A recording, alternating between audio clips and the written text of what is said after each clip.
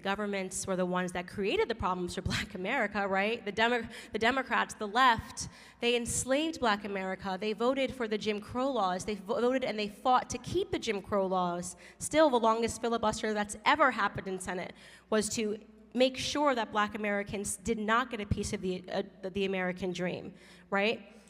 And then, so they created all the problems, and then they said, actually, changed our mind overnight, now we're the solution. COVID-19 is the same storyline. They created every single problem that you have. There's a virus, guys. We don't know where the origins of the virus are, per se. Looks like we've got a lot of money. We may have funded some programs, but that's a conspiracy theory. Fact checkers, take that off the internet. No, we don't know. It magically came. Somebody in China ate some bat soup, I think.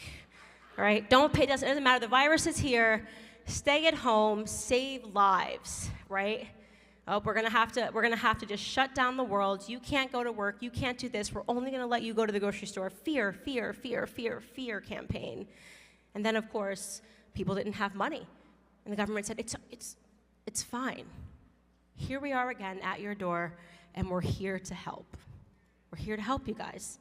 We're gonna give you $300 checks. By the way, why go back to work? The government, we will pay you to stay home because we care so much about you that we will pay you to stay home. Well, how did that work out for Black Americans when we were incentivized to do bad things, incentivized to have bad behavior, right? Incentivized not to ever aspire to get a better job because we're on welfare, right? We're on welfare, what's the point? In order to stay on welfare, you can't make this much money, you've gotta stay at this threshold, or else you're gonna lose your welfare benefits. Well, wake up, America, the same exact thing has happened. The same exact thing has happened. Okay, you don't have a job, we're gonna give you money, it's not a lot of money, but it'll help you in a short run. And then you look up and you've got actually people who didn't realize what was happening, who didn't want to go back to work. Right? You have individuals in America who did not want to go back to work because the government was paying them. And who suffered for that? Of course, the mom and dad shops, little coffee shops that hung on by a thread, right? Now they can't find workers. Now you see the signs everywhere, help needed, help needed. Well, that's the point. It's to take out all of these smaller businesses. It's to make it so that every person in America is dependent in some form upon the government. That is what has happened in this country before, and that is what is happening now. So it's why I say, if Black America was the tester in realizing how much success they could garner and how much power over people, now they're doing it mainstream. Now it's for every person, no matter what color you are in this country, this is what they want. They want the corporates to have power, the people at the top to have power, and the rest of us to be their slaves. I got mocked. I get mocked often by the leftist media, but this piece always stuck with me. They started making fun of me, and actually they were quite angry about my language when I said that in many ways what we're seeing today is a plantation. And there was a Black writer, and I believe it was for the Washington Post, and he said, how dare she use slave rhetoric to describe what's happening in America today? How dare she popularize the term plantations in talking about what's happening today? And the individual took it as hyperbole, as if I was trying to either be funny or dramatic or to exaggerate the point. But when I said that we have re-entered a time of slavery, when I say that we are once again seeing plantations in America, I meant it sincerely. I meant it in terms of what is just really an updated, modernized plantation today. And people don't realize it, which is perfect, by the way. The best kinds of slaves are the ones that don't know they're slaves, right? Those are the best kinds of slaves, people that get up every day and don't recognize that they're slaves. And in that regard, it's crucial to understand history, right? How were they able to maintain plantations for so long in this country, right? Well, the first element of it was the breakdown of the family. If you're going to be trading human beings like they're commodities, then you need to make sure that they're comfortable and leaving their mom and their dad, and that they have no sense of what it means to be a family, that there's no sense of that familial relations happening between two people.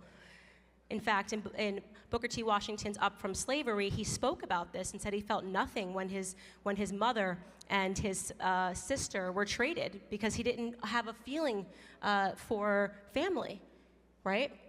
So you have to break down the family. The second thing that you have to do is to make sure that slaves can't read. The slave codes that existed in the beginning of this country ensured that slaves were not allowed to learn how to read. And this was so crucial to maintaining the plantations that even if you were a white person and you were caught teaching a slave how to read, you could have been punished. They said these slaves are not allowed to learn how to read.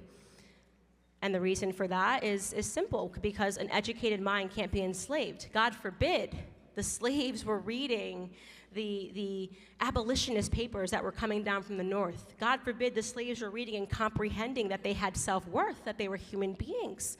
God forbid they believed in a God, right?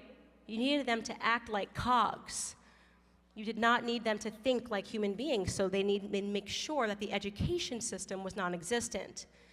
Well, look around us today. The Department of Education, federalized, right? Now the governments are controlling the schools, and what do we have to show for it?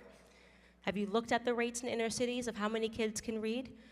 Across 5 schools in Baltimore, they couldn't find a single child that was proficient in reading and writing. The numbers are staggering, right? The kids, since the Department of Education has taken place, have gotten dumber and dumber and dumber, and this is where you arrive at critical race theory.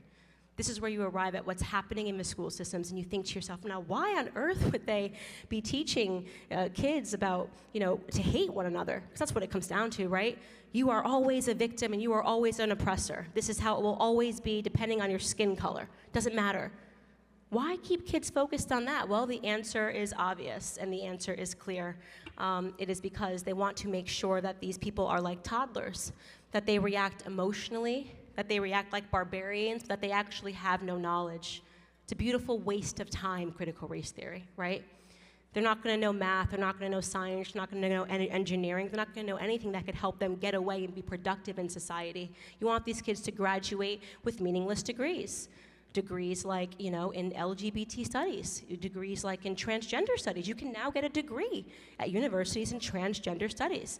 You can get a degree on equity and all of these absurd things. And I don't know about you guys, but never in my life had I needed to call a gender studies major when I needed something fixed in my house. Under what scenario do you need somebody with a gender studies degree to do anything?